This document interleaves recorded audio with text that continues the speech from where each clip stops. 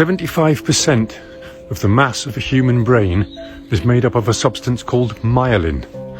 And myelin is made up 100% by cholesterol. I'll leave it there. On a separate and completely unrelated subject, Alzheimer's disease is a neurodegenerative brain disease which destroys brain cells.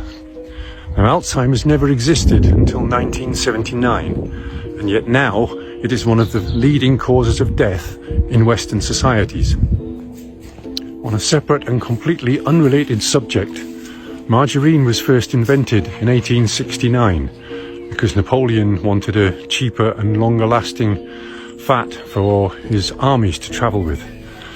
It didn't gain popularity until the Second World War, when butter and other animal fats were scarce. It grew in popularity in the 50s, but by the 70s the animal fats in it had been replaced with vegetable oils, because obviously animal fats contain saturated fat and a lot of cholesterol, so they wanted to offer a lower cholesterol alternative. I'll leave it there. On a separate and completely unrelated subject, margarine is one molecule away from being plastic. Now, as any chemist will tell you, one molecule can make a huge difference to the finished compound. Take ethanol and methanol, for example. One molecule difference, but very, very, very different results when ingested into the human body, right? So I'll leave it there. On a separate and completely unrelated subject, a simple experiment to do at home is to take a slab of butter, a slab of vegetable margarine with no animal fats in, and a slab of plastic, and stick them all outside in your garden and have a look what happens.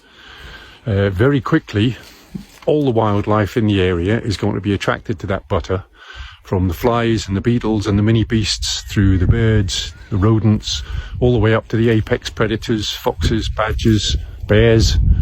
If there happens to be no other wildlife around, then bacteria and mold will very, very quickly consume it, because it's easily digestible for all organic life forms. The margarine and the plastic will sit there for weeks. Nothing in nature will touch them. Try it. I'll leave it there. On a separate and completely unrelated subject, I invite all GPs out there to check your patients' medical records and see how many of your dementia and specifically Alzheimer's patients have been on statins and or low cholesterol diets for many years. I'd be very interested to hear your feedback in the comments, and I'll leave it there.